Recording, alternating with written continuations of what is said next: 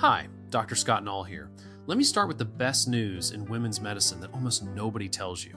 Most of what you've been told to just deal with, you don't have to. The exhaustion, the 3 a.m. wake-ups, the brain fog, the feeling that some essential version of you went quiet somewhere around 46. There's a reason for all of it, and there's something we can do about it. Let's talk about what BHRT actually is. Bioidentical hormone replacement therapy means restoring hormones your body used to make in abundance and gradually stopped making. For women, that's primarily 3, estradiol, progesterone, and testosterone. Yes, testosterone. We'll come back to that one because it's the one that changes the most minds. And here's what I love about this concept. We're not adding something foreign to your body. We're giving it back something it already knows exactly what to do with. Through your reproductive years, your ovaries produce these hormones on a beautiful monthly rhythm. Somewhere in your 40s, that rhythm starts getting unreliable.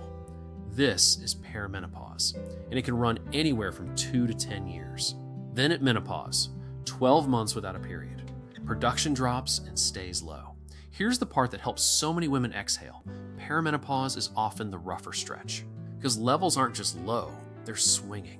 That's why you can feel genuinely unwell in your mid-40s and still be told your labs look fine.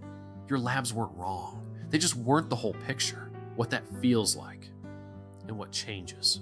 Hot flashes and night sweats, the famous ones. But also, sleep that doesn't restore you, brain fog, losing words mid-sentence, anxiety that appeared out of nowhere, joint aches, low libido, weight settling at your midsection, though nothing about your habits changed. If you're nodding along, that's not you failing at aging. That's the part of the aging process that we can help with. Once you decide to treat, the next question is how the hormone gets in. Pills, patches, gels and creams, injections, and pellets. Small implants placed under the skin that release hormones steadily for months. I'll give the full comparison its own video. For now, know this. The route genuinely matters. It shapes how steady your levels are, and it shapes your safety profile. Oral estrogen passes through the liver first. Every other route doesn't. And that single difference is one of the reasons modern hormone therapy is safer than what your mother may have been offered. Now, 3 things worth clearing up. It's not just for hot flashes. Estrogen receptors are in your brain, bone, blood vessels, and skin. The benefits are systemic. It's not one dose for everyone. 2 women the same age and weight can need very different amounts, and finding your number is a normal, expected part of the process. And it's not a life sentence. You can adjust. You can stop. This is a decision you get to revisit, not one you're locked into. What good treatment looks like. A thorough history. Baseline labs. A real conversation about your goals, because I want to sleep again and I want to protect my bones are both excellent goals, and they shape the plan differently.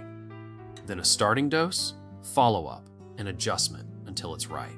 Bottom line, hormone therapy is one of the most powerful tools we have for how the next 30 years of your life actually feel. Used thoughtfully, it can be genuinely transformative. Next video, we go deep on the first of the 3, estradiol, and everything it does beyond hot flashes.